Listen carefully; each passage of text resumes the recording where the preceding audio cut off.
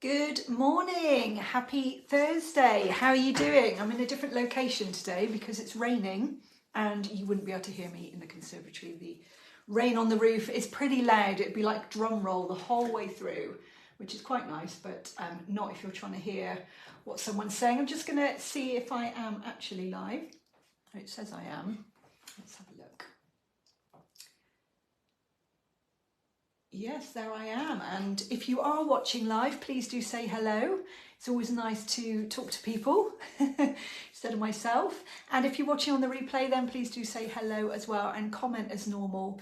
And if you could like or love the post, then it just sends it out to more people in the group because Facebook's got a way of just keeping it hidden. Nobody really sees it, even if they are in the group. So if you are watching, please do say hello. Lovely to see you as always. I hope you're doing well. So welcome to day 6 of our Art and Mindset Challenge. So this challenge is all about where creativity meets mindset. I think they go hand in hand really well together. So whether you're just starting out in your journey or you're a seasoned artist, we're going to be talking about motivation and inspiration, growing together, pushing boundaries, that kind of thing. So grab your favourite tools, whatever they are, brushes or pencils or even an open mind. And we're going to dive into today, finding inspiration everywhere. I've made a few notes and these are the things that really kind of resonated with me, I suppose. So the first thing is about finding inspiration if you are lacking in inspiration, if you're feeling like you're, oh, hello Shirley, good morning. It's actually coming up on my phone today. Hallelujah. Facebook is a little bit glitchy at the moment. I think something new's coming out. So lovely to see you, Shirley. So yeah, if you're lacking in inspiration or you're finding that you're a little bit blocked at the moment, you might find inspiration in places that you may never seen before, or that it's not necessarily to do with the style that you're interested in, but you just get this little spark, this little, I don't know, little pocket of inspiration. I was watching Bob Ross, who I love, The Joy of Painting, and the things that he paints I probably would never have a go at. It doesn't really float my boat, I suppose. Quite dated now a little bit, but it's his personality and it's the way he does it and it's so relaxing. It's just really lovely to watch. But just seeing an artist at work really makes me want to do it. So it makes me, it encourages me to sit down at the drawing board or the easel. The other thing is Portrait Artist of the Year. I love that programme, but I don't catch it very often. It's just when it's on Sky Arts or whatever, and it's probably repeats. And again, portraiture, it's not something that necessarily keeps my interest. I like it and I enjoy it and I'll have a little go every now and again, but it doesn't keep the interest like the wildlife does.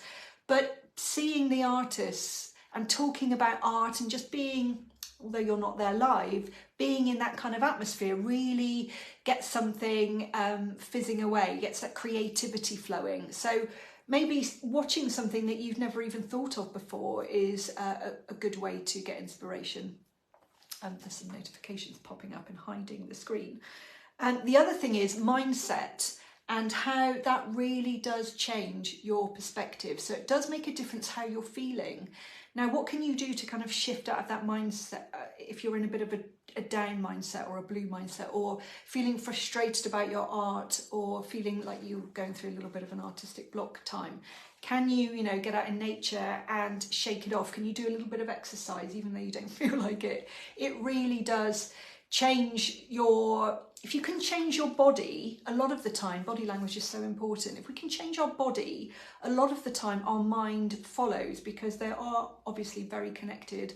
And I find that if I'm feeling something, I feel it in my body first, and then my brain starts to work out what's going on and it comes up with all sorts of horrible things. But if you're sitting kind of slouched over and putting your head down, you see people walking like that, you're going to feel depressed. It's very difficult to feel depressed, even if it's just for a split second, if you smile. It's amazing how the muscles engage and they start to kick something off in the brain. It's really difficult to, even if it's a fake smile, it doesn't matter. The brain doesn't know the difference between imagination and reality. So just sitting up tall, putting your shoulders back. I did a little bit of a yoga exercise this morning for neck and shoulders.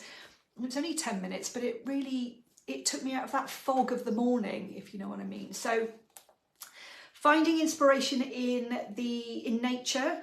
Do you rush through life? Do you go from here to there and don't really take notice of things? Are you kind of in that sleep state, even though you're awake? You're not really noticing anything. So maybe you could practice today, even if it's just for a couple of minutes, taking notice of what you're doing, where you are. It could be something as simple as sipping your tea and feeling the warmth, actually feeling the warmth of the tea.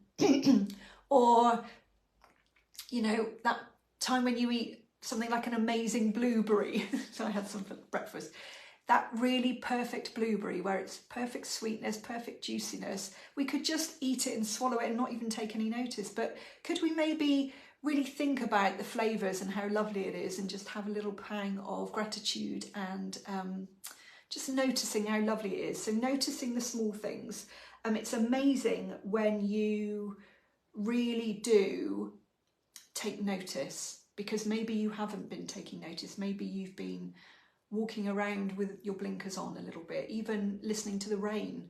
Although it wasn't practical for today for me to be in there with the drums on the roof, it's a beautiful sound and I love it. So when I finished here, I'm going to open the door and I'm going to listen to the rain all day. I find it really kind of relaxing. So just maybe noticing if you're just in autopilot or whether you're actually stopping and taking notice of the things that you're doing. Roosevelt said, this is a quote that I found this morning, "The only limit to our realization of tomorrow will be our doubts of today." And I thought that was really interesting, and how perspective on something really changes. You know, you can change a lot with how you look at something. So you think of, well, I found another quote and it was a bit strange and I wasn't sure whether to say it or not, but actually it does really highlight the way people look at things. So the quote was, "The sinking of the Titanic was a miracle to the lobsters in the ship's kitchen." It was unknown, and I just thought, although that was an awful disaster, my son's obsessed with the Titanic. From the lobster's point of view, obviously it was a complete miracle for them. And you think of Viktor Frankl, you know, in the concentration camps in the war, if he can, in that awful, just imagine what he was going through, if he can change his perspective and not live a life of hate and really blaming the soldiers, he kind of took a step back and looked at things from a different perspective. And I always think if he can do it in that awful, extreme situation, then we can do it in small ways that are going to make a really big impact in our life. So it is all about changing perspective. It is amazing. The beauty of nature, again, noticing things, even if it's flowers. Lovely flowers that my friend bought me, beautiful white roses. Really noticing the raindrops on the flowers. Have you noticed that the bulbs are starting to come up? I've even seen some full daffodils out. Camellias are out in some places. Mine aren't. They're just starting to burst. You know, if you are lucky enough to have a garden, maybe have a little wander around the garden in the morning before you do anything else with your cup of tea, no matter how cold it is. There's always an excuse not to do something. It's too cold, it's raining, you know, I don't really feel like it. But if we do these things, if we kind of do them anyway, it's amazing how it can really change our state of mind and our perspective. And you might start noticing lots of different things. The textures, the colours, the patterns in nature is just amazing. And even something like a leaf can make you think, oh, how could I add that to my artwork? I was thinking about these roses. You know, it'd be really lovely to learn how to paint those really well. And what style would I kind of paint them in? Would it be a looser style or would it be tight and detailed? It just gets the creative juices going. All these little ideas start popping into your mind, and it's beautiful, it's lovely. So if you think about some of the artists that were inspired by nature, Monet and Van Gogh and Ansel Adams with his black and white photographs of nature, especially American kind of landscapes. If you even if you look at a book, if you aren't lucky enough to see them in person, which I would recommend going to art galleries, if you're not lucky enough to see them in person, I went to a Oxfam charity shop not that long ago, and I've done it a few times, and you can pick up some art books for a couple of pounds. People have, you know, had their use out of them, and just spending 10 minutes looking through some art books of beautiful paintings or drawings that other artists have done is enough to just inspire you to have a go. It really does make you think about how they created that. What could I do? How could I use some of those techniques and put them into my own work? Or maybe I could just practice and get a lot better at doing that technique. I really love the way they've done that. Instagram and Facebook and TikTok and Pinterest, they're all really good for it too, as long as you don't get caught up in the scroll and end up spending an hour or two just mindlessly doing it. I think if you're going there for a specific reason and you're finding things that are inspiring and motivating, then that's really good. It's not great if you feel disheartened by it. Be inspired by people, don't be disheartened, because you can't compare yourself to someone else's journey. The other thing I would say is just experiment a little bit, experiment with different things. Like I said, if you see another artist that has done something amazing in a book, maybe you could have a little go. How could you draw that into your composition? Or if you're doing more detailed work from a tutorial, could you focus on a little section of fur, and how can I make that look more realistic? Or maybe I want to think about the way the light's hitting the fur, and does that look realistic, or does it look like I've created stripes? The other thing that I found really tricky at the beginning is when you're drawing an animal that's curly. Curls are notoriously difficult because every curl is like a little masterpiece in itself. It's got shadows and highlights and midtones and maybe lots of different colours going on, especially like spaniels' ears. They end up looking like spaghetti, or fingers end up looking like sausages. And same with animals' paws, they look a bit weird.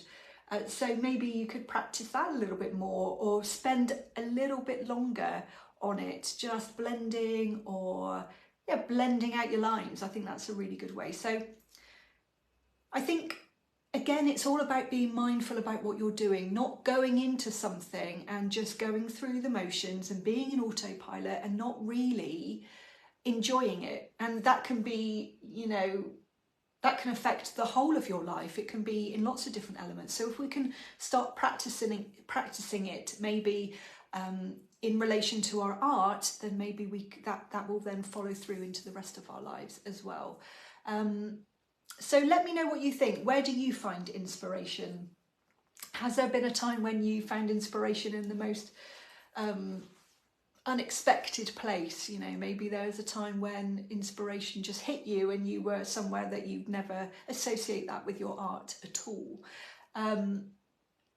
Tomorrow we're going to be talking about cultivating a positive mindset, and I'm going to be doing a little meditation as well, so I hope you will enjoy that.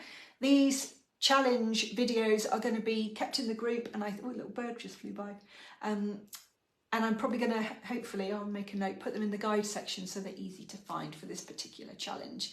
If you did want to dive deeper into anything that I've said, if you wanted to work on more of a one-to-one basis with me, where we could really talk about your issues around your art, around mindset, both, whether there's anything that you want to work through, if you have any blocks or anything that's holding you back, then I use a combination of my hypnotherapy training and obviously the years and years of seeing clients and teaching art now and doing art, you know, the experience that I've learnt. And if I can pass that on and help you in any way, then I am putting out an offer of it's called Creative Mind Shift. So again, mindset and creativity, where they kind of meet.